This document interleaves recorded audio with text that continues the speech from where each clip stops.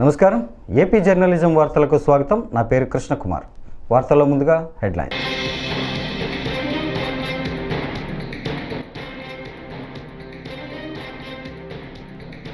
చిన్నారులతో మోడీ రక్షాబంధన్ వేడుకలు.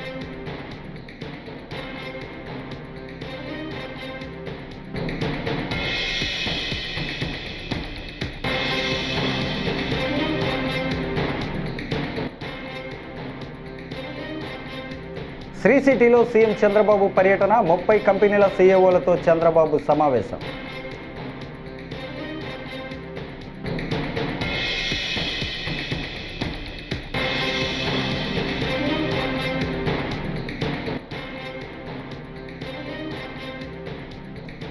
Panchayati Raj శాఖపై deputy CM Pavan Kalyan సమీక్ష.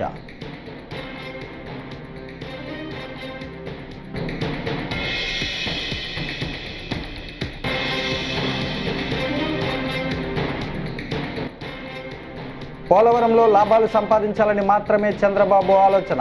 దానివల్లే రాష్ట్ర ప్రజలు తీవ్రంగా నష్టపోయారంటూ మాజీ మంత్రి వేణుగోపాల్.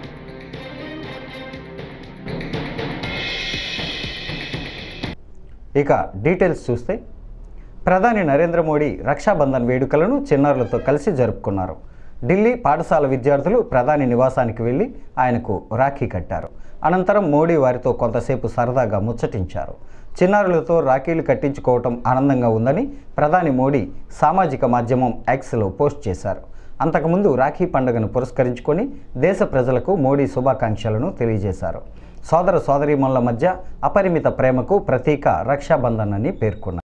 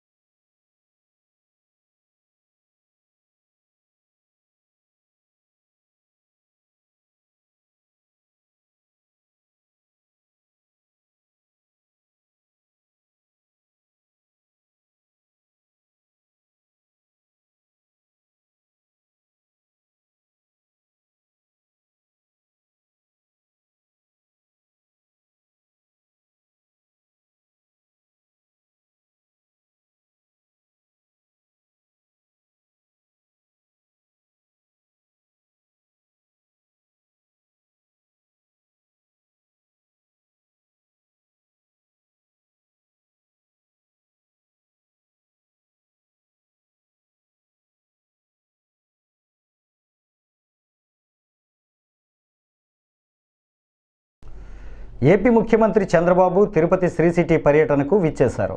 శ్రీ సిటీలో వివిధ కంపెనీల సీఈఓలతో చంద్రబాబు సమావేశమయ్యారు. ఈ సందర్భంగా ఆయన మాట్లాడుతూ పారిశ్రామికవేత్తలు సంపద సృష్టిస్తూ ఉపాధి కల్పిస్తున్నారని కొనియాడారు. ఇవాళ ఒకే చోట 30 కంపెనీల ప్రతినిధులతో భేటీ గొప్ప విషయమని, ఇదొక అపూర్వ ఘట్టమని పేర్కొన్నారు. పరిశ్రమల ద్వారా ప్రభుత్వానికి ఆదాయం సమకూరుతుందని అన్నారు. Always I'm having so much of pleasure in interacting with industrialists. You are creating jobs, you are creating wealth. When you create wealth, automatically government will get more revenue. Thereby we can do better welfare, better empowerment. What all we have to serve the people at most efficiently, it will happen. Not now, that is my brand from the beginning. I am pro-investment in India. Economic reform started in 1991. I became Chief Minister in 1995 first time. This is the fourth time. Combined Andhra Pradesh, now Navya Andhra Pradesh. Even I am the first politician to visit different countries to attract investment. It may be America, it may be Japan, Europe, Singapore, so many countries for that matter. I strongly believe nowadays world has become a global village. From then and today, I am seeing the difference. When I started economic reforms in 1995, at that time I thought information technology is the right way to put Indians on global map. That is how with one high-tech city, I started construction with PPP model. Today, I am very happy day by day development has taken place. If you go to any country today, Indians are inevitable for any development. IT means Indian. For every 4 IT professionals in the world, one is Indian. Among Indians, out of 4, one is from Andhra Pradesh. That is the strength of Andhra Pradesh. That is the first mover advantage. AP deputy CM Pavan Kalyan ఇవాళ రాష్ట్ర సచివాలయంలో Panchayati Raj శాఖపై video conference ద్వారా సమీక్ష నిర్వహించారు. పంచాయతీరాజ్ గ్రామీణాభివృద్ధి శాఖ ముఖ్య కార్యదర్శి శశిభూషణ్ కుమార్, కమిషనర్ కృష్ణతేజ, సంబంధిత శాఖల ఉన్నతాధికారులు, 26 జిల్లాల జెడ్పీ, సిఈఓలు, డిపిఓలు, డ్వామా పీడీలు, ఎంపీడీఓలు, ఈఓపీఆర్డీలు, పంచాయతీ కార్యదర్శులు, ఉపాధి హామీ పథకం ఏపీఓలు వీడియో కాన్ఫరెన్స్ ద్వారా ఈ సమీక్షా సమావేశంలో పాల్గొన్నారు. ఒకే రోజు ఈ గ్రామసభ తీర్మానాలు చేయాలి అనేది చాలామంది కోరికది. పంచాయతీరాజ్ వ్యవస్థలో గ్రామ పంచాయతీల నుండి జిల్లా పరిషత్ వరకు పటిష్టంగా ఉన్నప్పుడే నిజంగా మనం అనుకున్న అభివృద్ధి సాధించగలుగుతాం. అందుకని దాంట్లో భాగంగానే ఆగస్టు 23 తారీఖున రాష్ట్ర వ్యాప్తంగా 13,326 గ్రామ పంచాయతీల్లో ఇప్పుడు ఇంతకుముందు ఎన్నడూ లేని విధంగా ఒకే రోజున గ్రామ సభలు నిర్వహిస్తూ ఉన్నాం. ఈ గ్రామ సభల్లో ఉపాధి హామీ పథకంలో ప్రతి కూలీ కుటుంబం సంవత్సరంలో 100 రోజులు పనిచేసే విధంగా అవగాహన కల్పించాలి. కూలీలకి ఉన్న హక్కులను తెలియజేయాలి. రైతులకు ఉపాధి హామీ పథకాన్ని సద్వినియోగం చేసుకోవడానికి సంబంధించిన పనుల వివరాలను గ్రామ సభల్లో ప్రతి ఒక్కరికి అర్థమయ్యే విధంగా తెలియజేయాలి. ఇకపైన ఉపాధి హామీ పథకాన్ని సమర్థవంతంగా అమలు చేయడానికి మనందరం కలిసి పనిచేద్దాం. పథకం అమలులో మన రాష్ట్రాన్ని దేశంలోనే మళ్ళా మొదటి స్థానంలో ఉంచడానికి కృషి చేయాలని కోరుకుంటా ఉన్నాను. గ్రామాలను అభివృద్ధి చేసే మహాత్మా గాంధీ గారి కళలాగా గ్రామ స్వరాజ్యాన్ని స్థాపించాలి, ఆ దిశగా అడుగులు వేయాలని చెప్పి మీరందరూ కలిసి మాకు సహాయ సహకారాలు ఇవ్వాలని మనస్ఫూర్తిగా కోరుకుంటున్నాను. పోలవరంలో లాభాలు సంపాదించాలని మాత్రమే చంద్రబాబు ఆలోచించారని, దానివల్లే రాష్ట్ర ప్రజలు తీవ్రంగా నష్టపోయారని వైఎస్ఆర్సీపీ నేత మాజీ మంత్రి వేణుగోపాలకృష్ణ అన్నారు. దీనికి తోడు తన అనాలోచిత నిర్ణయాల వల్ల మరింత నష్టం తెచ్చిపెట్టారని చంద్రబాబుపై ఆయన మండిపడ్డారు. రాజమండ్రి ప్రెస్ క్లబ్లో వేణుగోపాలకృష్ణ సోమవారం ఉదయం మీడియాతో మాట్లాడుతూ ప్రభుత్వాలు జాగ్రత్తగా పనిచేయాలి, కానీ కూటమి ప్రభుత్వం ప్రజల దృష్టిని మరల్చడానికి తనకున్న మీడియా బలాన్ని ఉపయోగిస్తోంది. దీనివల్ల ఇబ్బంది పడేది ప్రజలే. 2014లో రాష్ట్రం కోల్పోయిన ఆదాయం పోలవరం పూర్తయితే వస్తుందని ఆశించాం, కానీ అలా జరగలేదు. బీజేపీ, కాంగ్రెస్లు రాష్ట్రాన్ని విడదీసే సమయంలో 10 ఏళ్లు ప్రత్యేక హోదా ఇస్తామని ప్రకటించారు. టీడీపీకి సహాయంగా ఉన్న జనసేన కూడా కేంద్రంలో భాగస్వామిగా ఉన్నారు. పోలవరాన్ని కేంద్ర ప్రభుత్వం పూర్తి నిధులు ఇచ్చి పూర్తి చేయాలని అన్నారు ఆయన. ప్రపంచం అంతా కూడా కొనియాడబడుతున్నటువంటి రాజ్యాంగాన్ని అందించినటువంటి మహనీయుడు బాబాసాహెబ్ అంబేద్కర్. ఈ దేశంలో ఏర్పడిన ప్రతి ప్రభుత్వం ప్రజలకు జవాబుదారీగా ఉండాలని, ప్రజా సంక్షేమాన్ని నిరంతరం కడు జాగరూకతతో, ప్రజల అభివృద్ధి సంక్షేమం జాగరూకతతో అమలు చేయాలనేటువంటి లక్ష్యంతో ప్రభుత్వాలు ఉండాలని ప్రతి 5 సంవత్సరాలకి ఎన్నికలు జరుగుతాయి. ఏర్పడేటువంటి ప్రభుత్వాలు ప్రజలకు బాధ్యతాయుతమైనటువంటి అధికారం, మాకు బాధ్యత, ప్రజలు ఇచ్చిన బాధ్యత, దాన్ని సక్రమంగా నిర్వహించాలనేటువంటి లక్ష్యాలతోటి పనిచేయాలి. దురదృష్టం ఏంటంటే ప్రజలు ఏది చెప్పినా కూడా అధికారం వచ్చిన తర్వాత అసహాయులైపోతారు. చెప్పిన మాట ఏది అమలు చేయలేకపోయినా అడగలేరు. ఎన్నికల ముందు ఎన్ని వాగ్దానాలు ఇచ్చినా వాటి అమలు కోసం ప్రయత్నించినటువంటి ప్రభుత్వాన్ని ఏమీ చేయలేరు ప్రజలు. 5 సంవత్సరాలు భరించాల్సిందే అనే విధంగా ఈరోజు ఏర్పడినటువంటి కూటమి ప్రభుత్వం రోజుకొక ప్రజల దృష్టి మరల్చేటువంటి, ప్రజల దృష్టిని ప్రభుత్వం చేయనటువంటి పనుల నుంచి దృష్టి మదర్చడానికి తనకున్నటువంటి మాధ్యమ బలాన్ని అంటే మీడియా స్ట్రెంగ్త్ని ఉపయోగించుకోవడం ద్వారా ఈ రాష్ట్ర పౌర జీవనానికి చాలా ఇబ్బంది కలుగుతూ ఉంది. ఉదాహరణకి మన రాష్ట్రానికి జీవనాడి ఈ దేశంలోనే అత్యంత ప్రతిష్టాత్మకమైనటువంటి సాగునీటి, త్రాగునీటి, జల విద్యుత్ ఉత్పాదన కలిగినటువంటి ప్రాజెక్టు పోలవరం ప్రాజెక్టు. తాము పుట్టిన గ్రామాన్ని అభివృద్ధి చేసేందుకు ముందుకు వచ్చే పారిశ్రామికవేత్తలను, ఎన్ఆర్ఐలను ప్రోత్సహించి తగిన సహకారం అందిస్తే గ్రామాలు అభివృద్ధి చెందుతాయని విజయవాడ ఎంపీ కేశినేని శివనాథ్ చిన్ని అన్నారు. సోమవారం పెనమలూరు నియోజకవర్గంలోని ఉయ్యూరు మండలం పెదవోగిరాల గ్రామంలో దాత దొంతిరెడ్డి లక్ష్మారెడ్డి ఆర్థిక సాయంతో నిర్మించిన సాయిబాబా ఆలయంలో విగ్రహ ప్రతిష్ఠ, పూజా కార్యక్రమాలను నిర్వహించారు.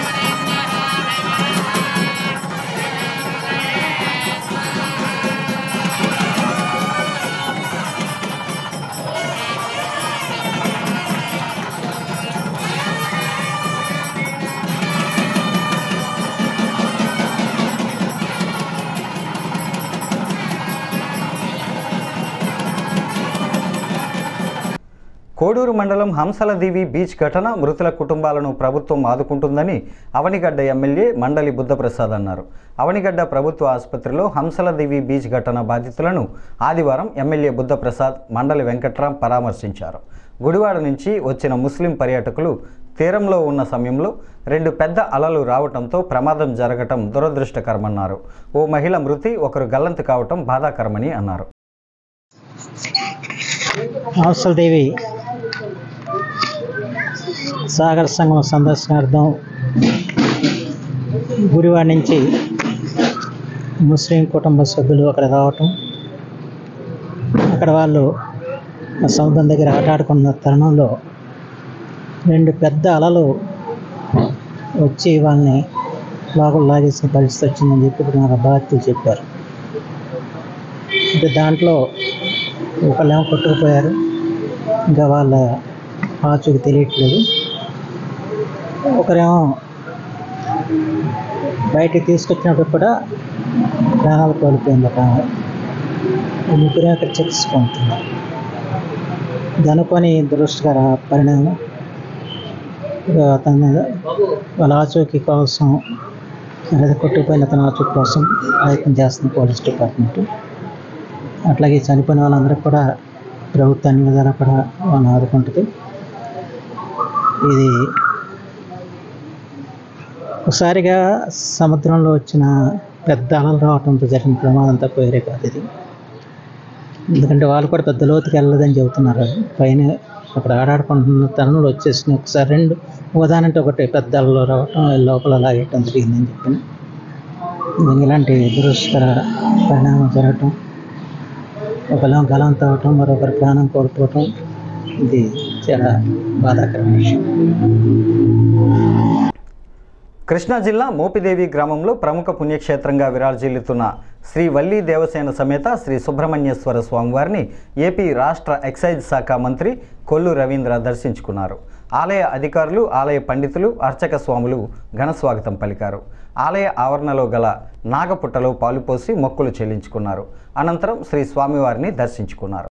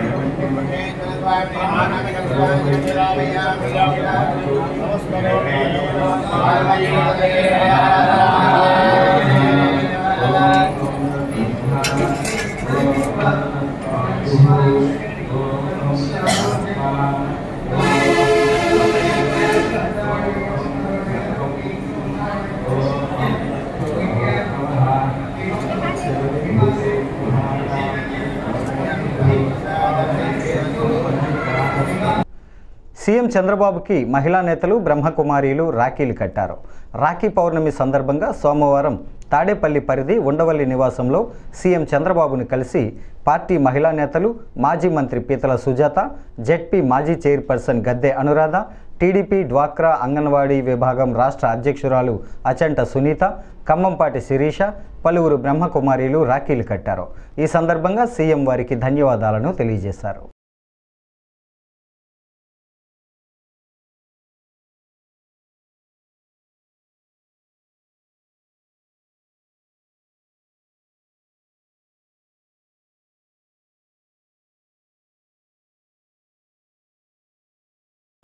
పాలకొల్లు మండలం శివదేవుని చిక్కాల గ్రామంలో సోమవారం రాష్ట్ర జలవనరుల శాఖ మంత్రి నిమ్మల రామనాయుడు పర్యటించారు. ఈ సందర్భంగా శ్రీ రాఘవేంద్ర చారిటబుల్ ట్రస్ట్ ఆధ్వర్యంలో కుట్టు శిక్షణ పొందిన 60 మంది మహిళలకు ఉచితంగా కుట్టు మిషన్లు, సర్టిఫికెట్లు, కంప్యూటర్ శిక్షణ పొందిన మహిళలకు సర్టిఫికెట్లను మంత్రి చేతుల మీదుగా అందజేశారు. ఈ కార్యక్రమంలో కూటమి నాయకులు పాల్గొన్నారు.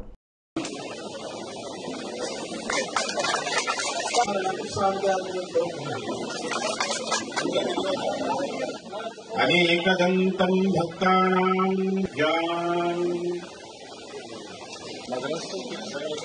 దాసరికి సత్యకృష్ణ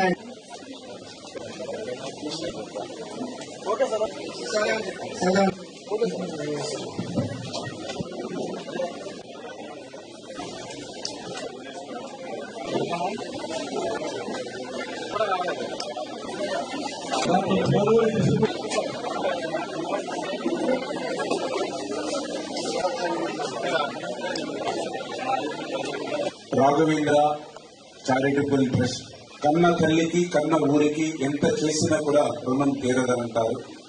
అటువంటి రుణం తీర్చుకోవాలనేటువంటి ఆలోచనతో ఇవాళ రామారావు గారు ఈ యొక్క శివదేవుని చిక్కాల గ్రామాన్ని కేంద్రంగా తీసుకుని ఈ శివదేవుని చిక్కాల దీని పరిసర ప్రాంతాల్లో ఇంత పెద్ద ఎత్తున సేవా కార్యక్రమాలు చేయడం, అది నా నియోజకవర్గంలో ఉండి నాకు ఎంతో సహకారిగా ఉండడం చాలా సంతోషంగా ఉంది అనే విషయాన్ని మొదటగా ఈ సందర్భంగా తెలియజేస్తుంటూ ప్రతి వ్యక్తికి కూడా ఈ సమాజంలో విద్య అనేది అవసరం, ఆరోగ్యం అనేది అవసరం.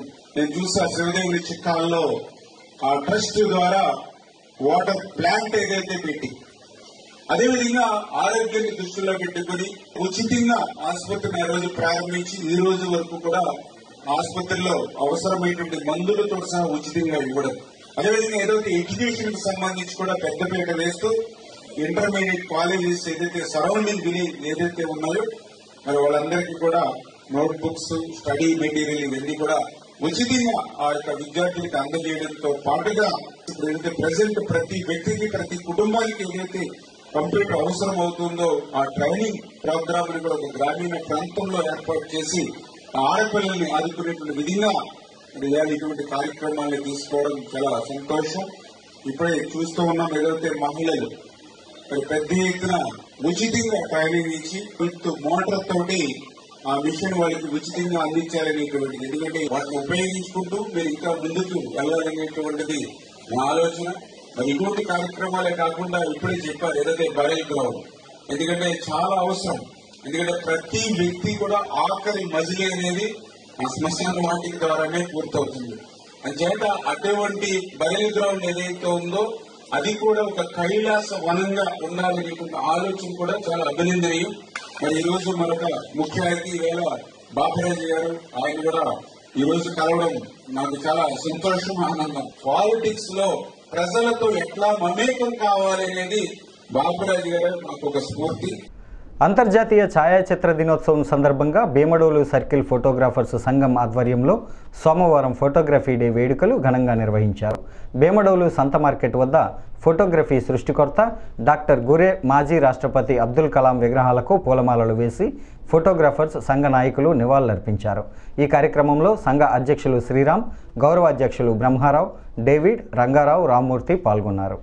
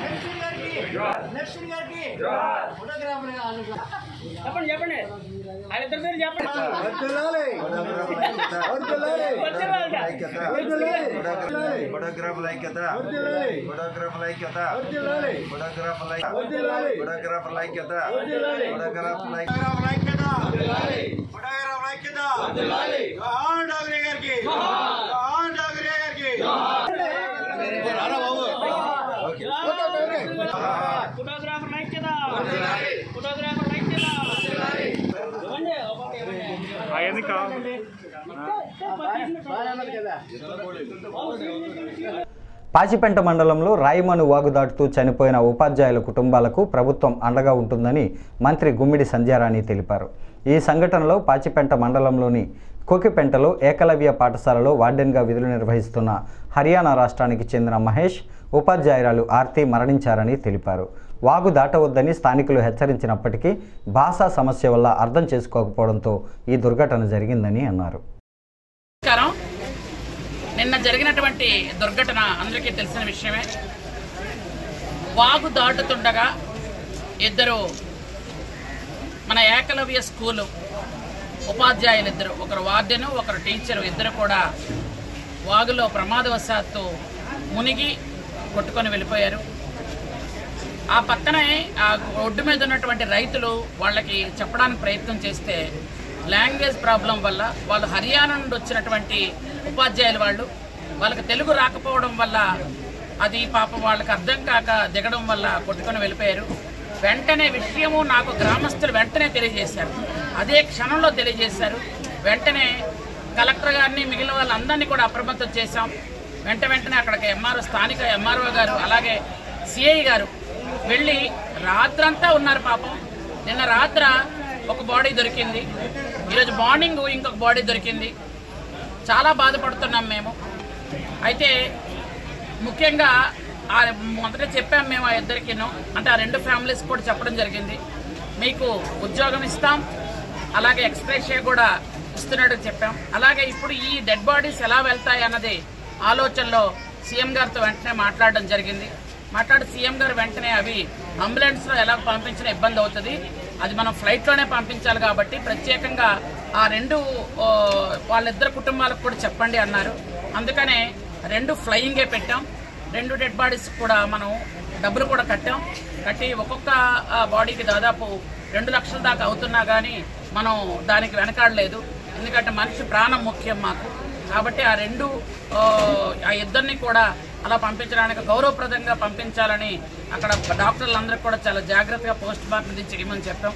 ఎందుకంటే కొంచెం ఇబ్బంది పడకుండా చేయమన్నాము. అలాగే వాళ్ళకి ఫ్లయింగ్ కూడా ఇస్తున్నాము. ఎందుకంటే ఒక ప్రమాదవశాత్తు జరిగిన దుర్ఘటన ఇది. దీన్ని ఎక్స్ ఎమ్మెల్యే గారు దాన్ని రాజకీయం చేయాలని చూస్తున్నారు.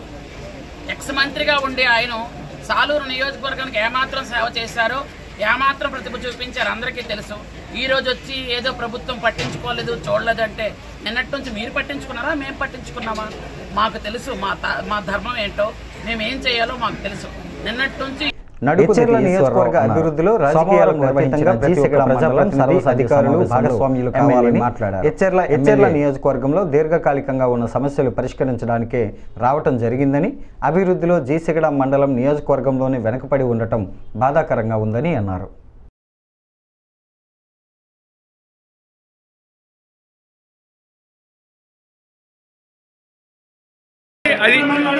అది సార్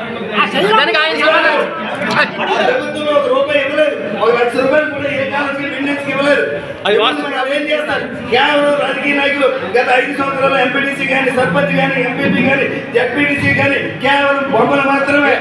ఎక్కడా కూడా రూపాయి పని చేయలేకపోయారు. అవకాశం వచ్చింది, మంచి ప్రభుత్వం వచ్చింది. ఎన్డీఏ ప్రభుత్వం, నరేంద్ర మోడీ గారు కేంద్రంలో ఉన్నారు, రాష్ట్రంలో చంద్రబాబు నాయుడు గారు ముఖ్యమంత్రి ఉన్నారు, ముఖ్యమంత్రి పవన్ కళ్యాణ్ గారు మన పంచాయతీరాజ్ శాఖను చూస్తున్నారు.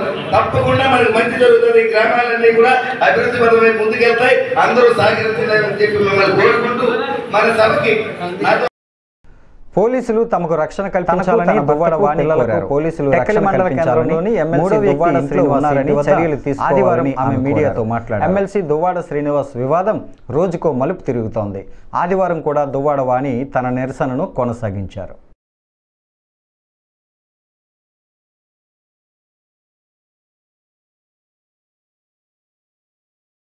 రేపు మాత్రం ఇన్ రిటర్న్ పోలీస్ డిపార్ట్మెంట్ కూడా లెటర్ రాసి హౌస్ను కూడా ప్రొటెక్టివ్గా ఉంచాలి, మాకు కూడా అన్ని రకాల సేఫ్టీ ప్రికాషన్స్ ఇవ్వాలనేది మేము లెటర్ పరంగా ఇద్దామని అనుకుంటున్నాం. అంటే శ్రీనివారే నా దైవం అన్న వ్యక్తి ఆయన హాని చేస్తుంది అంటారా?